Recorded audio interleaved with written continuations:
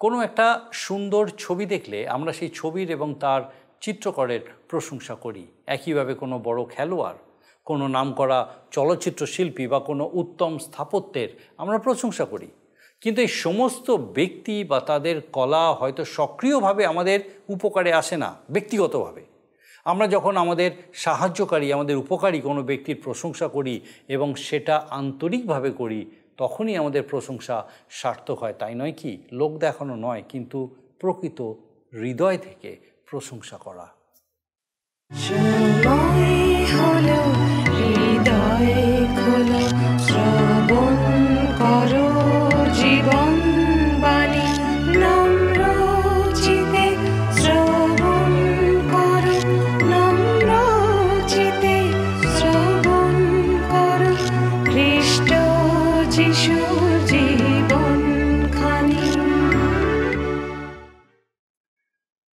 নমস্কার, প্রভু যীশু খ্রিস্টের মধুর নামে জীবনবাণী অনুষ্ঠানে আপনাকে স্বাগত জানাই।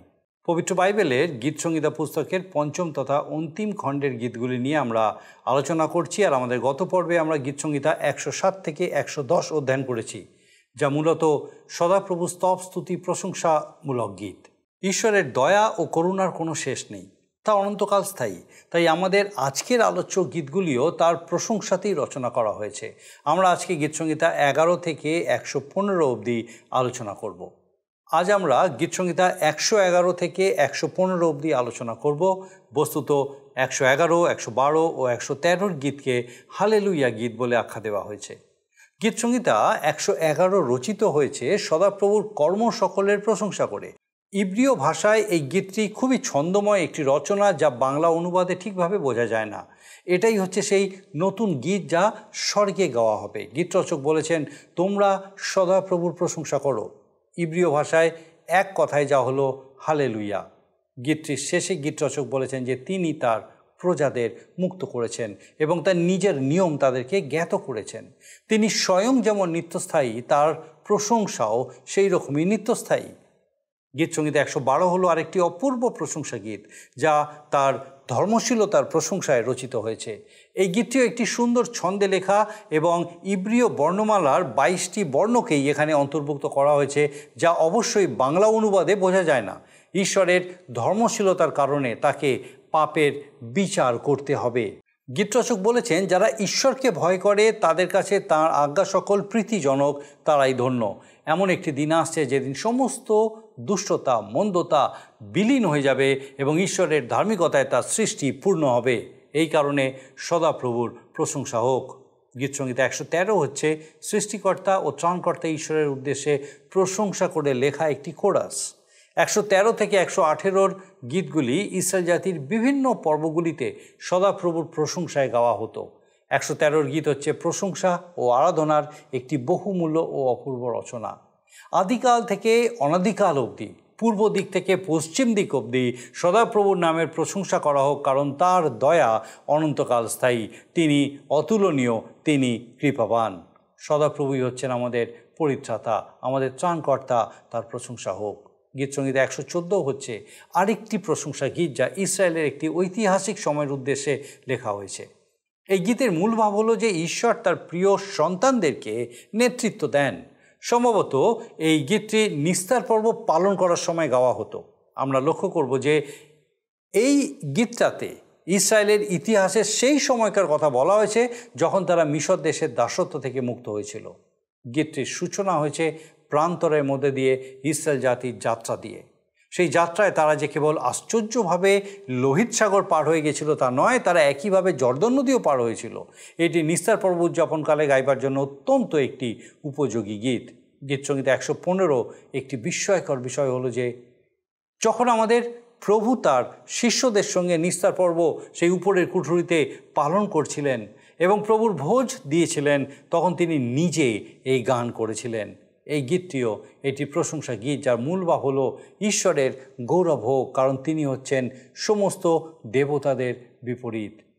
গীতটি কে রচনা করেছিলেন সেটা জানা না গেলেও বোঝা যায় যে তিনি এমন কেউ যিনি বাবিলীয় বন্দিদশা থেকে ইসরায়েল জাতির অবশিষ্টাংশের প্রত্যাবর্তনকে উদযাপন করে রচনা করেছিলেন। এটি 3টি ভাগে বিভক্ত। প্রথম ও তৃতীয় অংশে মণ্ডলী গানটি করেছে এবং মাঝের অংশ লেবীয়রা গেয়েছে। গীতটিতে সুন্দরভাবে জীবিত ঈশ্বরকে অন্যান্যদের থেকে পার্থক্য করা হয়েছে। গীতরচক এই জীবন্ত সত্য ঈশ্বরের উপরই তাদের নির্ভর করতে বলেছেন এবং তার এই কথায় একটি বাক্য সুন্দরভাবে পুনরুক্তি হয়েছে, তিনি তাহাদের সহায় ও তাহাদের ঢাল। গীতটির শেষ অংশে আমরা দেখি ঈশ্বরের আশীর্বাদের কথা ব্যক্ত হয়েছে। আমরা যদি তার দিকে ফিরে আসি তাহলে তিনিও আমাদেরকে আশীর্বাদ করবেন। আসুন আমরা বিস্তারিতভাবে এই বিষয়গুলি অধ্যয়ন করি। প্রিয় বন্ধু, আমরা গীত সংগীতার 111 গীত থেকে আলোচনা শুরু করব। প্রথমে কয়েকটি পদ পাঠ করি এই গীতের। তোমরা সদাপ্রভুর প্রশংসা করো, আমি সর্বান্তঃকরণে সদাপ্রভু স্তব করিব, সরল লোকদের সভায় ও মণ্ডলীর মধ্যে করিব। সদাপ্রভুর কর্ম সকল মহৎ, তৎপ্রীত সকলে সেই সকল অনুশীলন করে। এইটি হচ্ছে প্রশংসার গীত। তোমরা সদাপ্রভুর প্রশংসা করো। শুধু প্রশংসা করতে বলা হয়নি, কিন্তু সর্বান্তঃকরণে সদাপ্রভু স্তব করো। আর সরল লোকদের সভায় মণ্ডলীর মধ্যে, কেননা সদাপ্রভুর কর্ম সকল মহৎ, ঈশ্বরের কার্য সকল মহৎ এবং তিনি আমাদের জীবনে যে মঙ্গলময় তা স্মরণ করে আমাদের প্রশংসা করা উচিত। কারণ 3 পদে বলে, তাহার ক্রিয়া প্রভা ও প্রতাপ স্বরূপ, তাঁর ধর্মশীলতা নিত্যস্থায়ী। ঈশ্বর কখনো পরিবর্তিত হন না। আমরা পরিবর্তিত হই, মানুষ পরিবর্তিত হয়। আজকে এক আছে, কালকে আর এক রকম। আজকে যে আপনার শত্রু, কালকে হয়তো বন্ধু, আবার যে আজকে বন্ধু, কালকে সে শত্রু। কিন্তু ঈশ্বর চিরকাল এক। তিনি ধার্মিক ঈশ্বর, তিনি প্রেমিক ঈশ্বর, তিনি পরিবর্তিত হন না। তিনি নিজ আশ্চর্য ক্রিয়া সকল স্মরণীয় করিয়াছেন। আপনার জীবনের কথা চিন্তা করে দেখুন। আজকে যে আপনি বেঁচে আছেন, তার বাক্য শুনতে পাচ্ছেন, এটি কি তাঁর দয়া আপনার জীবনের জন্য নয়? তিনি আপন ভয়কারীগণকে আহার দিয়াছেন, তিনি আপনার নিয়ম চিরকাল স্মরণ করিবেন। বাইবেল বলে, ঈশ্বরে ভয় জ্ঞানের আরম্ভ। আর প্রকৃতরূপে আমরা তাকে যদি ভয় করি, তবে তিনি আমাদের জীবনের সকল ভার নেন। তাই তো আমাদের আহারের অভাব হয় না। তিনি নিজ প্রজাদিগকে আপন ক্রিয়া শক্তি জ্ঞাত করিয়াছেন। তিনি তাঁর শক্তি ও পরাক্রম আপনার আমার জীবনে প্রকাশ করেছেন এবং সর্বোত্তম সেই ক্রিয়া হলো বা সর্বোত্তম সেই শক্তি হলো যে তিনি আমার আপনার জীবনকে পরিবর্তিত করেছেন, নতুন জীবন দান করেছেন। 9 এবং 10 পদে লেখা আছে, তিনি আপন প্রজাদের কাছে মুক্তি পাঠাইয়াছেন, তিনি চিরকাল তরে আপন নিয়ম স্থির করিয়াছেন। তাহার নাম পবিত্র ও ভয়াবহ। সদাপ্রভুর ভয় প্রজ্ঞার আরম্ভ। যে কেউ তদনুযায়ী কর্ম করে সে সদ্বুদ্ধি পায়, তাহার প্রশংসা নিত্যস্থায়ী। প্রিয় বন্ধু, তিনি তার মুক্তি আমাদের কাছে প্রেরণ করেছেন তাঁর প্রিয়পুত্র প্রভু যীশু খ্রিস্টের মধ্যে দিয়ে। তিনি পবিত্র, কিন্তু ভুলে যাব না তিনি ন্যায়বান ঈশ্বর। তিনি অন্যায়ের প্রতিকার করেন। তিনি পাপীকে ভালোবাসেন, কিন্তু পাপকে ঘৃণা করেন। তাই তো তিনি পাপের শাস্তি দিয়ে থাকেন, কিন্তু পাপীকে তাঁর চরণে আশ্রয় দেন। আমরা যদি ফিরে আসি তার কাছে, সদাপ্রভুর ভয় প্রজ্ঞার আরম্ভ স্মরণ করে দিয়েছেন লেখক। 112 গীতে এবার আমরা আসবো। লেখা আছে, তোমরা সদাপ্রভুর প্রশংসা করো। আবার সেই প্রশংসা গীত। ধন্য সেই জন যে সদাপ্রভুকে ভয় করে। প্রিয় ভাই ও বোন, প্রিয় শ্রোতা বন্ধু, আমরা কখনো ঈশ্বরের প্রশংসা করতে পারি না যদি না সদাপ্রভুকে ভয় করি। এই ভয় শ্রদ্ধার ভয়। এ ভয় অন্যায়ের ভয় নয়, এ ভয় চোর ডাকাতের ভয় নয়, অন্য কোনো ভয় নয়, কিন্তু শ্রদ্ধাজনিত ভয়, ঈশ্বরকে পবিত্রতায় ভয় করা।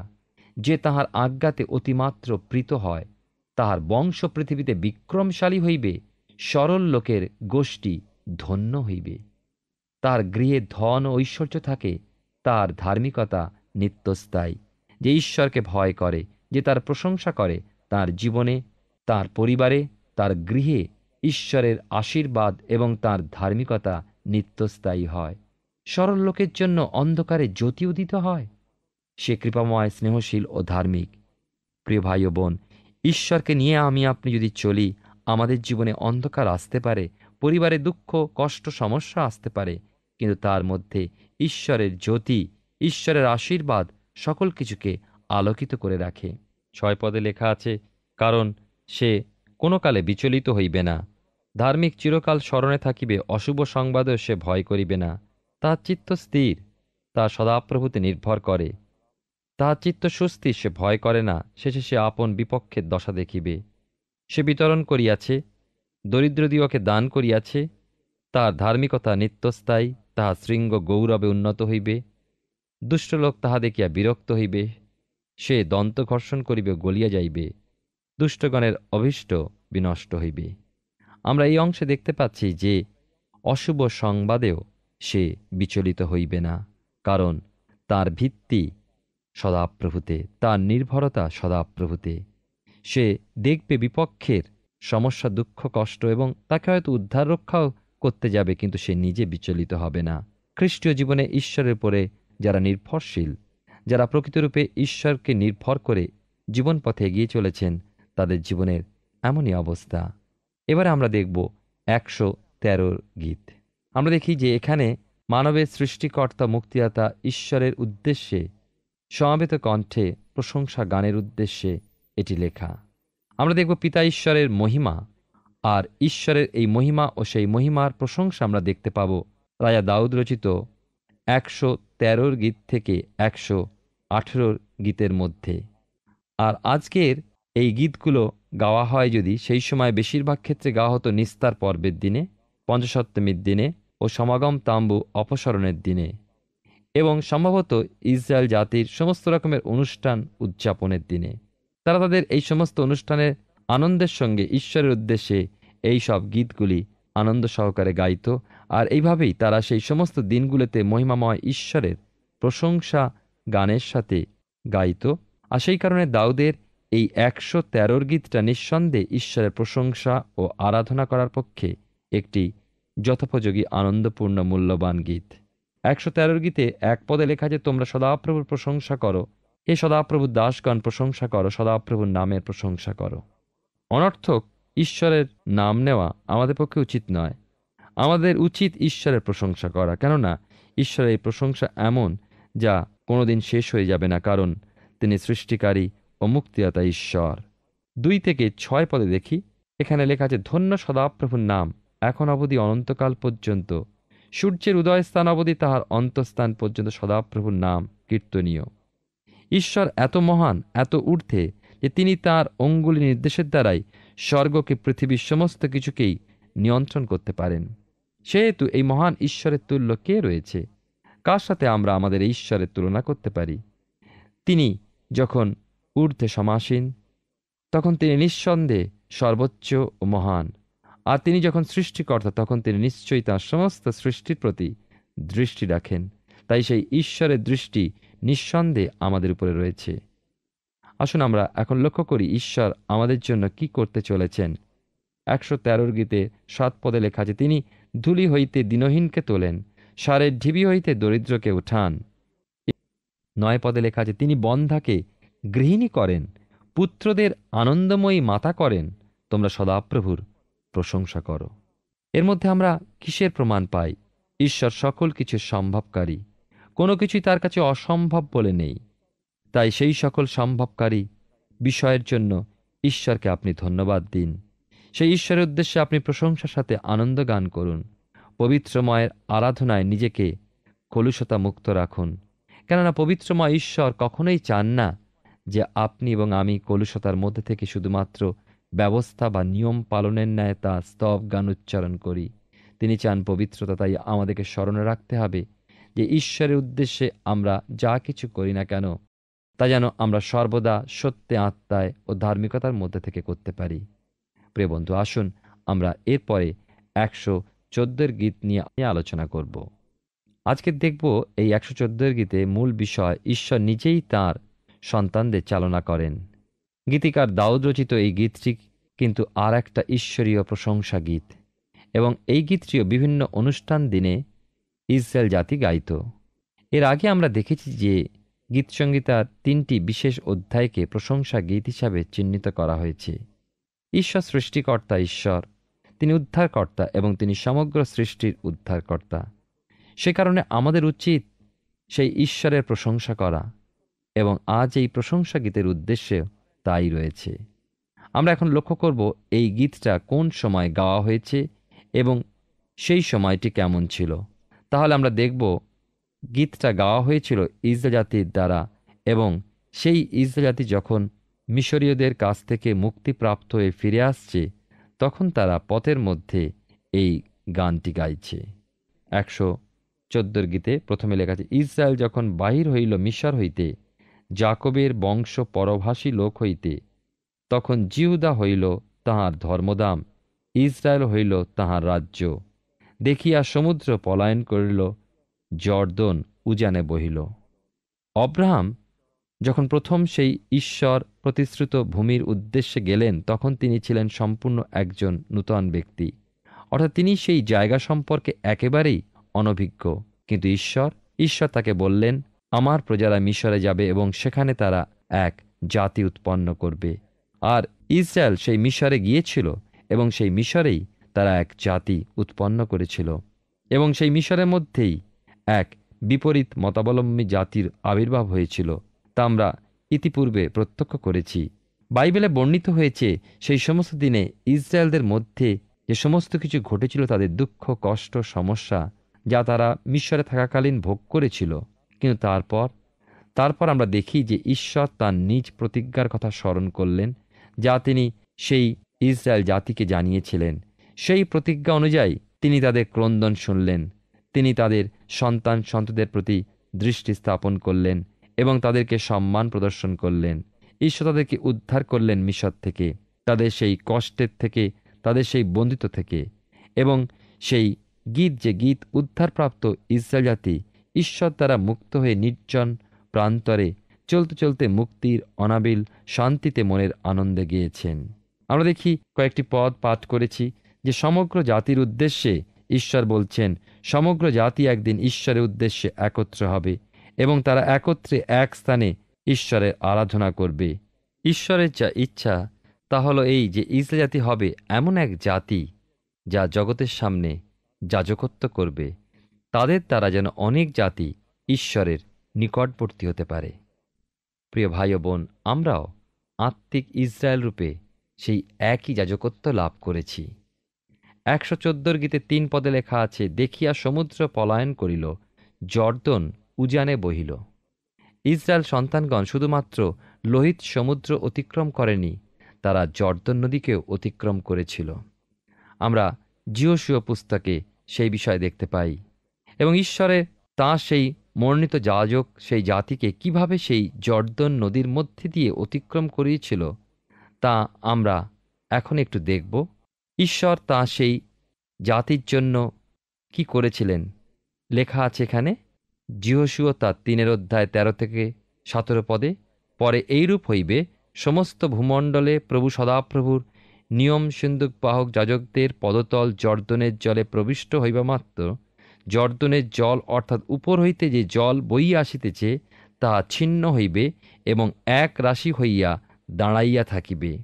তখন লোকেরা জর্দন পার হইবার জন্য আপন আপন তাম্বু হইতে যাত্রা করিল, আর যাজকগণ নিয়ম সিন্দুক বহন করত লোকদের অগ্রবর্তী হইল।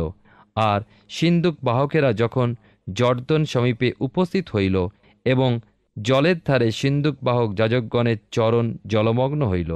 বাস্তবিক ফসল কাটার সমস্ত সময় জর্দনের জল সমস্ত তীরের উপরে থাকে, তখন উপর হইতে আগত সমস্ত জল দাঁড়াইল অতি দূরে জর্দনের নিকটবর্তী আদম নগরের কাছে এক রাশি হইয়া উঠিয়া রইল, এবং আরবা তলভূমির সমুদ্রে অর্থাৎ লবণ সমুদ্রে জল নামিয়া যাইতেছিল তা সম্পূর্ণ ছিন্ন হইল, তাহাতে লোকেরা জিরিহর সম্মুখেই পার হইল।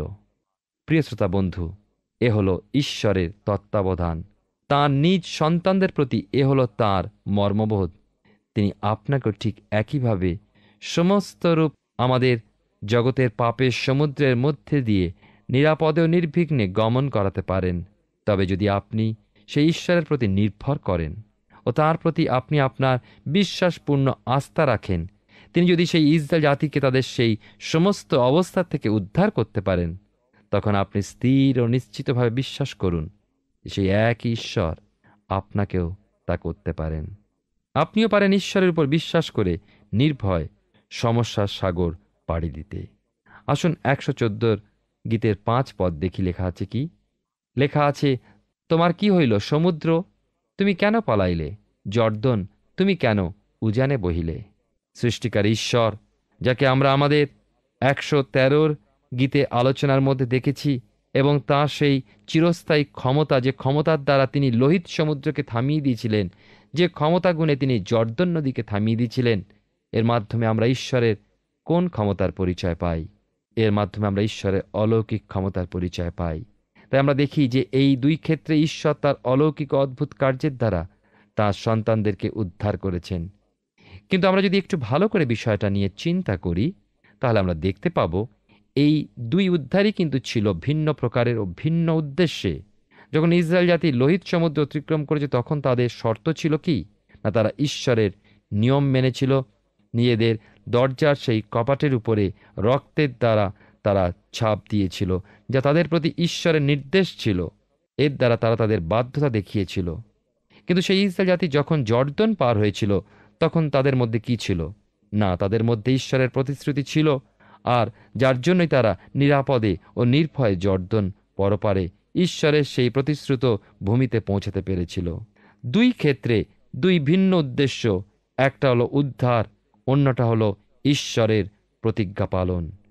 কিন্তু এই দুইয়ের উদ্দেশ্য কিন্তু এক, যেন সেই জাতি ঈশ্বরকে উপলব্ধি করতে পারে ও তার উদ্দেশ্যে প্রশংসা করতে পারে, এবং তিনি যে উদ্ধারকর্তা তা যেন তারা স্পষ্টরূপে বুঝতে পারে। 7 এবং 8 পদ পাঠ করি। পৃথিবী তুমি কম্পান্বিত হও প্রভুর সাক্ষাতে, যাকবের ঈশ্বরের সাক্ষাতে। তিনি শৈলকে পরিণত করেন জলাশয়, চকমকি প্রস্তরকে জলের উৎসে। আমরা দেখি যে সমগ্র এই আলোচনার মধ্যে দেখি যে সত্যি এই দুটি অধ্যায় ঈশ্বরের প্রশংসা আরাধনা করার জন্য যথোপযোগী। আর এই দুটো অধ্যায় আমাদেরকে নিঃসন্দেহে স্মরণ করিয়ে দেয় যে ঈশ্বর কত দয়াবান ও ক্ষমতাবান তার নিজ সন্তানদের প্রতি। আর এই বিশেষ সময় আমি আপনাকে বলবো, প্রিয় শ্রোতা বন্ধু, আপনি যদি বিশ্বাস রাখেন, তাহলে ঈশ্বর আপনার সপক্ষে, তিনি আপনার সহায়, তিনি আপনাকে আপনার সমস্ত সমস্যা থেকে উদ্ধার রক্ষা করবেন। শেষ গীত 115 গীতে দেখি 1 পদে লেখা আছে, সদাপ্রভু আমাদিকে নয়, কিন্তু তোমারই নাম গৌরবান্বিত করো, তোমার দয়ানুরোধে, তোমার সত্যের অনুরোধে। আজকের এই 115 গীতের মূল বিষয় হল ঈশ্বরের গৌরব হোক, কেননা তিনি আমাদেরকে সমস্ত মন্দতা থেকে দূরে রাখেন। এই 115 গীতটি একটি মহান গীত, কারণ আমাদের প্রভু যীশু খ্রিস্ট তিনি নিজে নিস্তার পর্ব পালনের দিনে সেই উপরের কুঠুরিতে যে শেষ ভোজসভার আয়োজন করেছিলেন নিজের শরণার্থে শিষ্যদেরকে নিয়ে, সেই সময় তিনি বিশেষ করে এই গীতটিও অন্য গীতগুলো গেয়েছিলেন। এখন যদি আমরা এই গীতটিকে কয়েকটা অংশে ভাগ করি, তাহলে আমরা 3টে অংশ দেখতে পাবো। প্রথমত বিশ্বাসী মণ্ডলী কণ্ঠে, দ্বিতীয়ত পুরোহিতের কণ্ঠে ও তৃতীয়ত বিশ্বাসী মণ্ডলী কণ্ঠে। আর আমরা যদি এই গীতটার মধ্যে যাই, তাহলে এ বিষয়টা আমাদের কাছে স্পষ্ট হয়ে উঠবে। আমরা 1 পদে দেখেই যে ইসরায়েল জাতি কতভাবে নত নম্র ও ঈশ্বরের উপরে বিশ্বস্ত হয়েছেন। কিন্তু এই জাতির এই বিশ্বাস একদিনে কিন্তু জন্মায়নি। অনেক কঠোর দুঃখ, কষ্ট ও সংকটের মধ্যে দিয়ে বহু বৎসর ধরে তারা এই অভিজ্ঞতা সঞ্চয় করেছে এবং প্রত্যক্ষ করেছে যে ঈশ্বর বিশ্বস্ত ও সেই ঈশ্বরকে নির্দ্বিধায় বিশ্বাস করা যায়। তাই সেই অভিজ্ঞতার শেষে তারা আজ ঈশ্বরের কাছে নতনম্র হয়ে এই কথা বলতে পেরেছেন। এবং আমরা যদি আরেকটু লক্ষ্য করি, তাহলে সেখানে আমরা দেখতে পাবো যে তারা বড় রকমের যে 3টি অনুষ্ঠান, যা কিনা নিস্তার পর্ব, পঞ্চসপ্তমী ও সমাগম তম্বুর অনুষ্ঠান, এই 3টির প্রত্যেকটিতেই তারা তাদের নিজেদেরকে উদ্দীপ্ত করার উদ্দেশ্যে এই গীতটি গাইত। 2 পদে লেখা আছে, জাতিগণ কেন বলিবে কোথায় উহাদের ঈশ্বর? অন্যভাবে বলতে গেলে বলা যায় যে আপনি বলতে পারেন তিনিই আমার ঈশ্বর, কেন তিনি আমাকে উদ্ধার করবেন না? 3 পদে লেখা আছে, আমাদের ঈশ্বর তো স্বর্গে থাকেন, তিনি যাহা ইচ্ছা করিয়াছেন তাহাই করিয়াছেন। পাপের কারণেই ঈশ্বর আমাদের প্রতি দুঃখ কষ্ট প্রেরণ করেন। এটা ঈশ্বরের একান্ত ব্যক্তিগত ইচ্ছা, এটা তার একান্ত পরিকল্পনা এবং তার একমাত্র উদ্দেশ্য। আর আমরা দেখছি যে ইসরায়েল জাতীয় গোড়ার থেকেই তাদের নিজস্ব অবস্থা অনুযায়ী ঈশ্বরের পরিকল্পনা মাফিক দুঃখ কষ্ট ভোগ করে গেছেন। এবারে আমরা দেখব বিশেষ করে 115 গীতে 4 পদ থেকে, উহাদের প্রতিমা সকল রৌপ্য স্বর্ণ, মনুষ্যের হস্তের কার্য। মুখ থাকিতেও তাহারা কথা কয় না, চক্ষু থাকিতেও দেখিতে পায় না, কর্ণ থাকিতেও শুনিতে পায় না, নাসিকা থাকিতেও ঘ্রাণ পায় না, হস্ত থাকিতেও স্পর্শ করিতে পারে না, চরণ থাকিতেও চলিতে পারে না, তাহারা কণ্ঠে কথা কইতে পারে না। যেমন তাহারা তেমনি হইবে তাহাদের নির্মাতারা। আর যে কেউ সেগুলিতে নির্ভর করে। এবারে 9 পদ থেকে পাঠ করি। হে ইসরায়েল, তুমি সদাপ্রভুতে নির্ভর করো, তিনিই তাহাদের সহায় ও তাহাদের ঢাল। সদাপ্রভুতে নির্ভরতা আমাদেরকে উদ্ধার এবং রক্ষা এবং নিরাপত্তা দান করে। 10 পদে লেখা আছে, হারনের কুল, তোমরা সদাপ্রভুতে নির্ভর করো, তিনি তাদের সহায় ও তাহাদের ঢাল। দেখুন কতবার বলা হয়েছে ঢাল। তারপরে 12 পদে দেখুন, সদাপ্রভু আমাদেরকে মনে রাখিয়াছেন, তিনি আশীর্বাদ করিবেন, ইসরায়েল কুলকে আশীর্বাদ করিবেন, হারনের কুলকে আশীর্বাদ করিবেন। প্রিয় ভাই ও বোন, যেমনভাবে সৈনিক ঢালের দ্বারা নিজেকে রক্ষা করে, তেমনি জীবন যুদ্ধে চলার জন্য আমাদের প্রয়োজন ঢাল, আমাদের প্রয়োজন রক্ষা বা নিরাপত্তা। ঈশ্বর আমাদের ঢাল, আমাদের নিরাপত্তা। আসুন, জীবন যুদ্ধে চলার পথে আমরা যখন দুর্বল বা আমরা যখন অলস হয়ে পড়ি বা আমাদের যখন কষ্ট দুঃখের মধ্যে যাই, তখন ঈশ্বরের উপর নির্ভর করি। 18 পদে লেখা আছে, কিন্তু আমরা সদাপ্রভুর ধন্যবাদ করিব, এখন অবধি অনন্তকাল পর্যন্ত করিব, তোমরা সদাপ্রভুর প্রশংসা করো।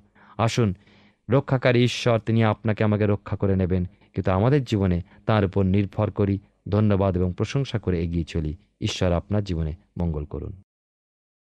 আমরা গীতসংহিতা পুস্তক থেকে ধারাবাহিকভাবে অধ্যয়ন করছি, আর আমার বিশ্বাস মহান ঈশ্বর বিশেষভাবে আপনার সঙ্গে কথা বলছেন।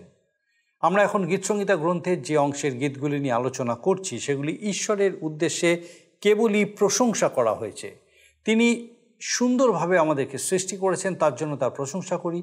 তিনি আমাদের প্রতিদিনের বিপদ আপদ দুর্ঘটনা থেকে রক্ষা করেন, তার জন্য আমরা তার প্রশংসা করি। তিনি আমাদের শত্রুর হাত থেকে সকল পাপ থেকে উদ্ধার করেছেন, তার জন্য আমরা তার প্রশংসা করি। আমাদের জীবনকাল প্রতিনিয়ত তার প্রশংসা করা কর্তব্য। আমাদের ঈশ্বর এরকম ঈশ্বর নন যে তিনি শুনতে পান না, দেখতে পান না। তিনি শুনতে পান, দেখতে পান। তিনি আমাদের সমস্ত দুঃখ কষ্ট অবগত আছেন, আর তার কাছে প্রার্থনা করলে সেই প্রার্থনা তিনি শোনেন এবং তার উত্তর দান করেন। তিনি সর্বশক্তিমান, নিত্যস্থায়ী ঈশ্বর। তার দয়া আর করুণা অনন্তকাল স্থায়ী। আসুন আমরা আমাদের হৃদয় দিয়ে উচ্চ স্বরে তার প্রশংসা করি। আসুন এখন প্রার্থনায় যাবার আমি চাইব আপনি আমার সঙ্গে প্রার্থনায় যোগ দিন। আসুন প্রার্থনা করি। মঙ্গলময় পিতা, ধন্যবাদ দিই প্রভু, তোমার পবিত্র পরাক্রমে একটি বার তোমার এই সুন্দর বাক্যের সান্নিধ্যে এনেছো। ধন্যবাদ দিই আমাদের হৃদয় মনকে আরেকটি বার উৎসাহিত উজ্জীবিত করেছে যে প্রভু কিভাবে সমস্ত হৃদয় দিয়ে, সমস্ত আমাদের শরীর দিয়ে, আমাদের মন প্রাণ দিয়ে কিভাবে পিতা আমাদের উচিত যেন আমরা তোমার প্রশংসা গান করি। কারণ তোমার দয়া অনন্তকাল স্থায়ী, তোমার করুণা নিত্যস্থায়ী। ধন্যবাদ দিয়ে আমাদের প্রত্যেক দর্শক বন্ধুকে এইভাবেই তুমি উৎসাহিত উজ্জীবিত করেছো, তোমার করুণায় পূর্ণ করেছো, তোমার দয়া অনুগ্রহে পূর্ণ করেছো। তাদের সকল বার্নাও সঙ্গে সঙ্গে থাকো এবং আরও উত্তরোত্তর তোমাতে বেড়ে উঠতে সাহায্য করো। তোমার যিশু নামে ভিক্ষা দয়া করে শ্রবণ গ্রহণ করো, আমেন। ঈশ্বর মহান, তিনি করুণাময়, ক্রোধে ধীর, দয়াতে মহান। আর আমার বিশ্বাস আমাদের এই জীবনবাণী অনুষ্ঠানে আগামী দিনেও উপস্থিত থাকার মধ্যে দিয়ে এইভাবে ঈশ্বরের করুণা দয়া তার জীবন্ত বাক্যের মধ্যে দিয়ে আরও বেশি করে আমরা উপলব্ধি করতে সমর্থ হব। ঈশ্বর আপনার মঙ্গল করুন। প্রিয় বন্ধু, আশা করি জীবনবাণী অনুষ্ঠানটি আপনার ভালো লেগেছে। আর যদি ভালো লেগে থাকে তাহলে অবশ্যই আমাদের একটি মিসড কল দিন। আপনার দেওয়া মিসড কলটি আমাদের কাছে অতি মূল্যবান। আমরা আনন্দের সাথে জানাই, প্রতিটা মিসড কল দাতাদের মধ্যে থেকে সপ্তাহের শেষে বিশেষ দর্শক বন্ধুকে বেছে নেওয়া হবে এবং সেই দর্শক বন্ধুকে পুরস্কৃত করা হবে ও সপ্তাহের শেষে তার ছবি ও নাম আমাদের অনুষ্ঠানে প্রকাশ করা হবে। গত সপ্তাহের বিজয়ী দর্শক বন্ধুরা হলেন পূর্ব বর্ধমান থেকে শঙ্কর সেনগুপ্ত ও স্বপ্না সেনগুপ্ত। আমাদের মিসড কল দেবার নম্বরটি হল 04449081 আপনি প্রার্থনা ও আরও অধিক জানতে আগ্রহী হলে আমাদের সঙ্গে অবশ্যই ফোনের মাধ্যমে যোগাযোগ করতে পারেন। আমাদের মোবাইল নাম্বার 9433497235 এবং আরেকটি হল 9433803755। আর আমাদের ঠিকানা টিভি স্ক্রিনে আপনারা দেখে নিন। ধন্যবাদ। ভালো থাকুন, সুস্থ থাকুন।